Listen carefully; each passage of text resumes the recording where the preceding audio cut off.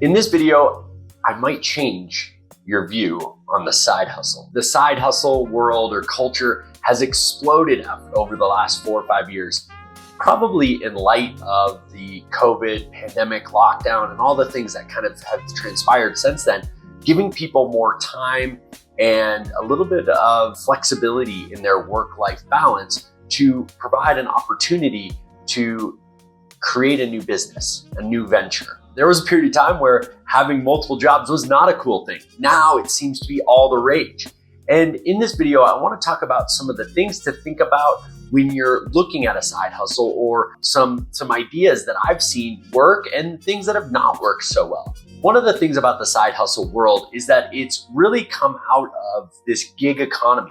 We saw this with the Uber world, where you get an Uber and the person that's driving the Uber was a realtor, they were a waiter, they were in insurance, they were doing something to essentially pay for something else. I remember meeting an Uber driver years ago who was a software guy, and he was driving an Uber on the weekends to pay for his daughter's wedding.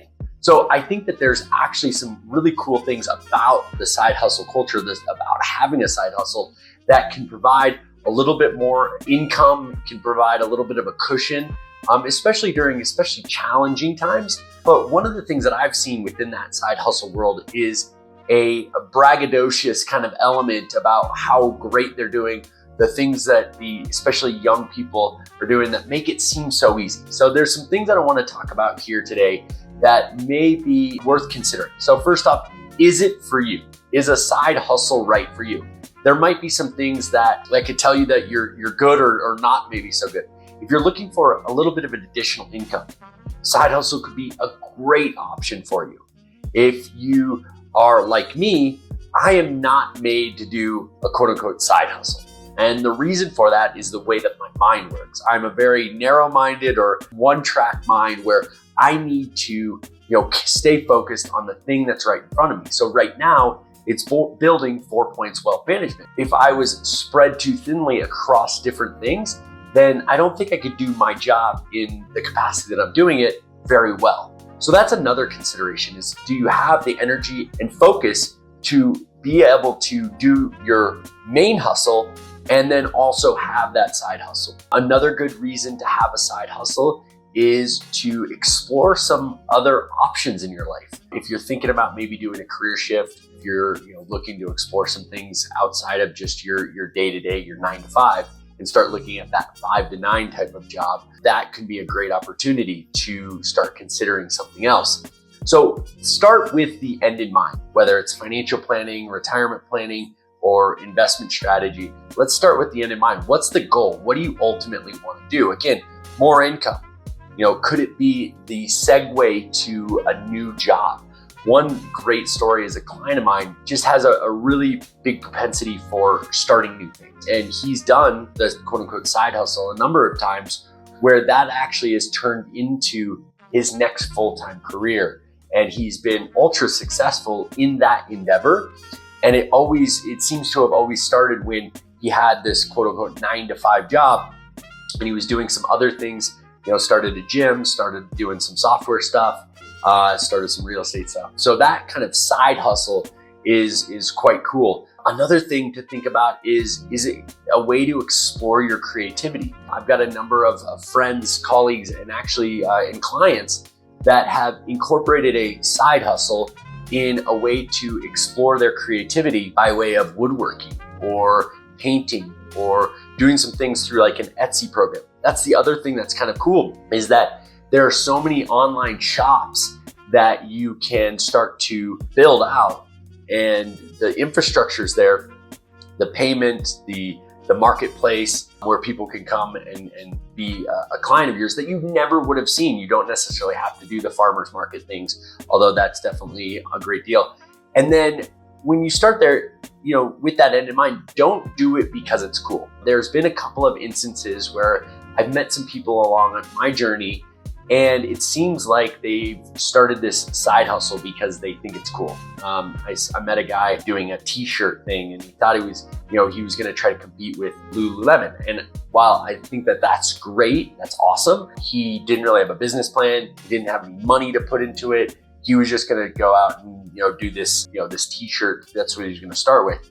And what it turned out is that it was incredibly expensive. And I kind of figured out that it was actually more from the perspective that some of his peers in his world were doing that. The other thing that you want to consider when it comes to the side hustle is like, what is it? Building a business plan. What is the business plan look like? I, again, have seen a number of cases where people want to start these new businesses, but they don't necessarily go down the right path. They don't build out what the income model is going to look like, what the expenses are going to be. Because sometimes if you're going to be starting a new venture, what does it take to get it off the ground? Is it going to cost $1,000, $10,000, $100,000? What is that going to be? So there's some money considerations that you've got to consider when you're building out the core of that plan. But if you're going to go be an Uber driver, as an example, or rent out a room in your house, or do some sort of side hustle like that, where it's not incredibly intensive for both the planning and the build out and some of those things, then maybe that's not quite as aggressive. But in the end, again, starting with that end in mind, thinking about the business plan. So you're going to start a new side hustle. What does it look like? What are some of the things? It can be kind of basic, or it can be really intense, being really exhausted if you want to start a general contracting business in addition to what you're also doing in your 9 to 5. So there are going to be some costs associated to it. So that's going to be your time, money, and energy. What does that look like in your life? Now, I'm a father of 3. My wife and I work in full-time jobs, and we are just busy. We have a lot going on. And so not only does my business take a lot for it to run and keep going, but I don't know if I would really have a whole heck of a lot of time outside of what I'm already doing. So when you are in a situation like this, what does it look like for you? Do you have an extra couple, 3-4 hours a day, or maybe 5-6 hours a week? What does that do? And does that allow you to put the time, energy, and effort into it and reap the backside of the benefits? And how long is that going to take? Again, money's going to be a big factor. So when I work with my clients and they want to start some sort of a new venture, we've got to consider how much money is that going to take? Where is that money going to come from? Do you have a savings? Is it going to be something that you just bootstrap it on a month-to-month basis? Are you going to ask, friends and family for money to be kind of investors in that? And if that's the case, what does it look like? Do you need to have a deliverable of a presentation? Say, this is the objectives, this is the business. What does that look like? And then you've got to consider actually, what is that thing? I've looked at a number of affiliate businesses that are out there. So Amazon is a big one out there where a lot of influencers have affiliate marketing. And it sounds really cool, really sexy, but understand that if there's low barriers to entry, that it's likely going to be very competitive. And I think what happens is people get really caught up in the, some of the, the 1% or even the half of 1%, where they have been ultra successful in that particular element. And I think of affiliate marketing as one of those. And they just think that, then they share their story and it appears that anybody could do that. And what a lot of people don't understand is, how much effort, time, energy goes into something like that. And if maybe you're there the first to the enterprise, then maybe that's a little bit more of an opportunity versus if you're, the 100th or 10,000th or, the millionth person to actually get into that, then maybe that's not quite as effective as maybe being the first one there. So that's certainly something. So that's more of a trend, more of those cyclical types of businesses. The other factor is once you make money, what does that impact on your taxes? How are you structured? So is this, are you going to be, LLC, a sole proprietor? And then how do you want to structure it that way? And how are you going to be registering your business? So most of these businesses, most of the side hustles do require having, legitimacy and a business, that you've gone with the state or something to that effect. I met with a gal who did some photos for me, and she had her 9 to 5 job, but then she also was doing this photo thing. And it was really interesting talking with her because, she had set up this business. She had worked with actually her boss to do all the business planning. And I thought that was really cool because it gave her flexibility. It allowed her a little bit of extra, quite a bit of extra income, frankly. She was thinking about it as maybe the next career, but also, she liked to do it. It was a creative endeavor that she kind of got to scratch this creative itch. And she's been very, I think, very popular, and she's been very successful in what she's done. And she actually wasn't really that sure about making it her full-time job, because then now it kind of puts a different level of urgency and stress on it.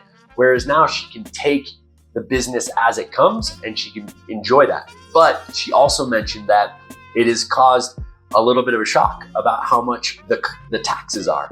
So she was sort of a victim of her own success in that, she started to see her good paying job, and then adding income on top of that with her husband. And all of a sudden, they're making really good money, and they were paying a lot more in taxes each year. So there's a strategy around it. And more than anything, it's a planning strategy. What does it look like? Are there some ways that you can mitigate that tax consequence? Are there some things, or is it just planning for it and being prepared for it? I think that's the biggest thing in my world, is seeing people that are unprepared and not expecting a tax bill, and then they receive it and it's a shock. And then the other factor, kind of touched on this, but how easy is it to go, get up and running? Do you need inventory, or is it just, simply you need to have a car, you need to have insurance, you need to do that to be able to do, Uber or Lyft or something like that? And then looking at, what is the likelihood of success? Now, I think about this a little bit in the realm of like the MLMs, a lot of the beauty products that are out there, the multi-level marketing, where again, they highlight the ultra successful. And then you kind of forget that, 99% of the people are not quite making that type of income, that they highlight on the TV. And so you might see the disclaimer, these results are not typical, but they're it's one or two people that really figured it out and really, put the energy and effort in that. So when you think about side hustle, it's more than just looking cool. It's not for the vanity, but for a real way to either make money, start a new venture that could be, the launching point for the next career path that you have. It could be expanding and scratching that creative itch. There are a lot of things that a side hustle is great for, but not for the vanity. Don't do it because it seems cool, looks cool, you want to brag about it to your friends. Having a good side hustle can be ultra cool, and it can be very fulfilling and successful monetarily, personally. It can be very fulfilling, but do it for the right reasons and go about it in the right way, building that business plan, thinking about some of the financial planning impacts that it might have. And if you do that, then gosh, it could be an awesome endeavor for you, and it could be a wonderful way to be more fulfilled in your life.